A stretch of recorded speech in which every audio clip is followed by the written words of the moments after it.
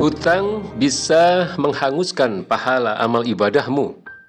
Siapapun umumnya mempunyai permasalahan ekonomi keluarga. Ada yang bisa mengatasinya dengan baik tanpa membebani orang lain, tapi banyak pula orang yang mencari solusinya dengan berhutang kepada yang lebih mampu.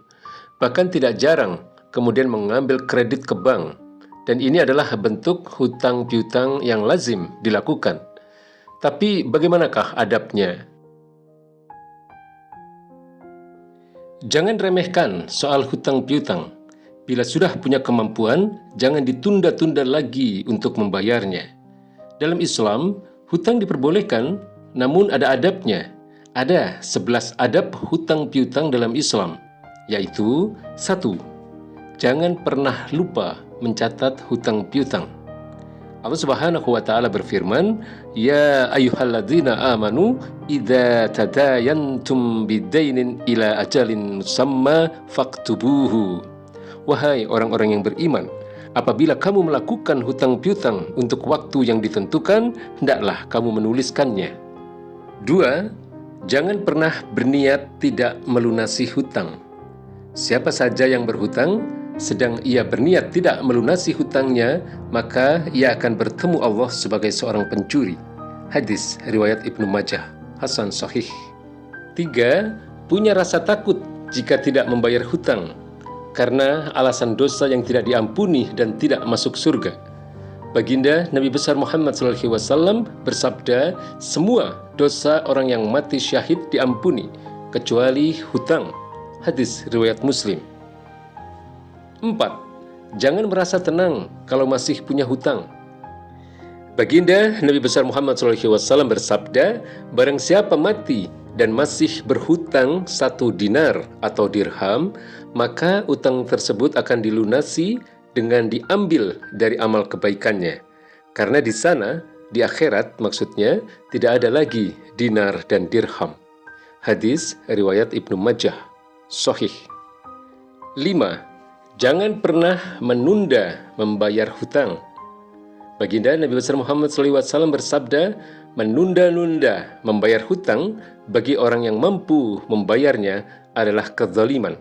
Hadis riwayat Bukhari, Muslim, Nasa'i, dan Abu Dawud. 6. Jangan pernah menunggu ditagih dulu baru membayar hutang. Sebaik-baik orang adalah yang paling baik dalam pembayaran hutangnya. Hadis riwayat Bukhari, Muslim, Nasa'i, Abu Dawud, dan Tirmizi. 7. Jangan pernah mempersulit dan banyak alasan dalam pembayaran hutang. Allah Azza wa Jalla akan memasukkan ke dalam surga orang yang mudah ketika membeli, menjual, dan melunasi hutang. Hadis riwayat An-Nasa'i dan Ibnu Majah. 8. Jangan pernah meremehkan hutang meskipun sedikit. Ruh seorang mukmin itu bergantung kepada hutangnya sampai hutangnya dibayarkan. Hadis riwayat Tirmizi dan Ibnu Majah. 9. Jangan pernah berbohong kepada pihak yang memberi hutang. Sesungguhnya ketika seseorang berhutang, maka bila berbicara ia akan dusta, dan bila berjanji ia akan ingkar. Hadis riwayat Bukhari dan Muslim. 10. Jangan pernah berjanji jika tidak mampu memenuhinya. Di dalam Quran surat Al-Isra ayat 34, Allah Subhanahu wa taala berfirman, "Wa aufu bil ahdi innal ahda kana mas'ula." Dan penuhilah janji, karena janji itu pasti dimintai pertanggungjawaban. 11. Jangan pernah lupa mendoakan orang yang telah memberi hutang. Barang siapa telah berbuat kebaikan kepadamu, balaslah kebaikannya itu. Maka jika engkau tidak menemukan apa yang dapat membalas kebaikannya itu, maka berdoalah untuknya sampai engkau menganggap bahwa engkau benar-benar telah membalas kebaikannya. Hadis riwayat An-Nasa'i dan Abu Dawud. Terkait dengan persoalan hutang ini, Baginda Nabi besar Muhammad SAW bersabda, "Nafsul mu'min mu'allaqatun bidainihi hatta yuqda anhu." Jiwa atau ruh orang mukmin itu tergantung oleh hutangnya sampai hutangnya itu dilunasi. Hadis riwayat Ahmad, Ibnu Majah, dan Tirmizi. Hadis ini berisi tentang hukum yang berkaitan dengan orang yang sudah meninggal dunia, yaitu adanya kewajiban untuk melunasi atau membayar hutangnya jika orang yang sudah meninggal tersebut memiliki hutang kepada orang lain. Dalam kondisi ini, wajib untuk bersegera melunasi hutangnya semaksimal mungkin. Jika orang yang sudah meninggal tersebut memiliki harta warisan, maka bisa diambilkan dari harta warisannya. Jika tidak memiliki harta warisan, maka dianjurkan bagi sebagian kaum muslimin untuk menanggung pelunasan hutangnya. Maksud kalimat Nabi Shallallahu Alaihi Wasallam mu'allaqatun bidainihi, yang berarti tergantung oleh hutangnya, adalah tergadai dengan hutangnya, atau seorang mukmin tercegah dari masuk surga karena hutangnya, atau tercegah dari mendapatkan ampunan sampai hutang-hutangnya itu dilunasi. Al-Iraqi rahimahullah berkata tentang makna hadis ini. Maksudnya, perkaranya itu menggantung, tidak bisa dihukumi selamat, tidak bisa dihukumi celaka, sampai dilihat apakah hutangnya sudah dilunasi ataukah belum. Dari sahabat Nabi yang mulia, Abdullah bin Amr bin As radhiyallahu anhu, beliau menceritakan bahwa Rasulullah Shallallahu Alaihi Wasallam bersabda, "Yughfaru lisyahidi kullu dzambi illa daini." Seseorang yang mati syahid akan diampuni segala dosa-dosanya kecuali hutang. Hadis riwayat Muslim nomor 1886. Masih di riwayat Muslim, Rasulullah Shallallahu Alaihi Wasallam bersabda, "Al-qatlu fis sabilillah yukaffiru kulla syai'in illa daini." Syahid di jalan Allah akan melebur setiap dosa kecuali hutang. Hadis riwayat Muslim. Tidaklah orang yang meninggal dunia dan memiliki hutang tersebut diampuni sampai orang yang dia hutangi itu merelakan hutangnya, membebaskan atau menghalalkan hutangnya, atau dilunasi hutang-hutangnya. Dan di antara bentuk perhatian Nabi Shallallahu Alaihi Wasallam adalah jika dihadapkan kepada beliau jenazah untuk disolati, maka beliau Shallallahu Alaihi Wasallam bertanya terlebih dahulu, apakah jenazah tersebut memiliki hutang atau tidak. Anna Nabiyya Shallallahu Alaihi Wasallam utiya bi janazatin liyusalli 'alaiha, faqala hal 'alaihi min daini? Qalu la. Fasalla alaihi, thumma utiya bi janazatin ukhra, faqala hal alaihi min dain? Qalu na'am. Qala sallu ala sahibukum. Qala Abu Qatadah, alayya dainuhu ya Rasulullah. Fasalla alaihi.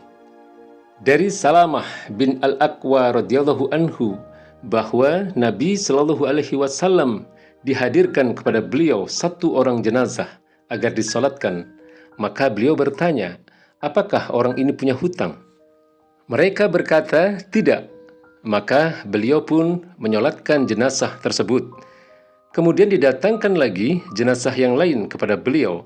Maka beliau bertanya kembali, apakah orang ini punya hutang? Mereka menjawab, ya. Maka beliau pun bersabda, solatilah saudaramu itu. Abu Qatadah kemudian berkata, biar nanti aku yang menanggung hutangnya ya Rasulullah. Maka beliau Shallallahu Alaihi Wasallam pun menyolatkan jenazah tersebut. Hadis riwayat Bukhari. Dan ketika Allah Subhanahu wa Ta'ala membukakan kemenangan kepada Nabi Shallallahu Alaihi Wasallam dan kemudian diluaskan untuk beliau pintu-pintu rezeki, maka beliau pun menanggung hutang orang-orang yang sudah meninggal dunia dan tidak memiliki harta warisan untuk melunasinya. Kemudian beliau Shallallahu Alaihi Wasallam pun menyolati jenazah tersebut. Hal ini menunjukkan betapa bahayanya berhutang. Dari sahabat Nabi yang mulia Abu Hurairah radhiyallahu anhu, Nabi Shallallahu Alaihi Wasallam bersabda, "Ana aula bil mu'minin min anfusihim, faman mata wa alaihi dainun wa lam yatruk wafa'an fa alaina qada'uhu, wa man taraka malan faliwarasatihi." Saya lebih utama menjamin orang-orang mukmin daripada diri mereka sendiri.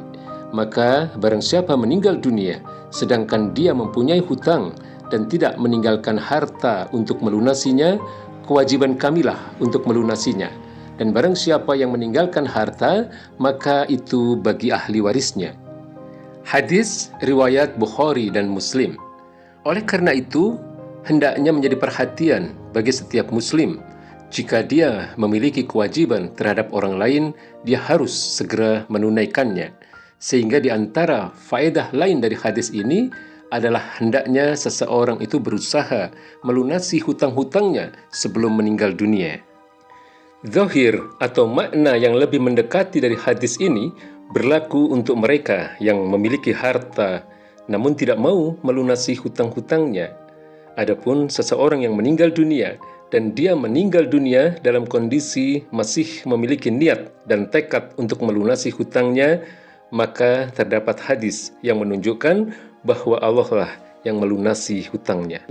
Man akhada amwalan nas yuridu ada'aha addallahu anhu wa man akhada yuridu itlafaha atlafahu Allahu. Siapa saja yang mengambil harta manusia atau berhutang disertai maksud akan membayarnya, maka Allah akan membayarkannya untuknya. Sebaliknya, siapa saja yang mengambilnya dengan maksud merusaknya atau merugikannya, maka Allah akan merusak orang itu. Hadis riwayat Bukhari nomor 2387. Wallahu a'lam bishawab.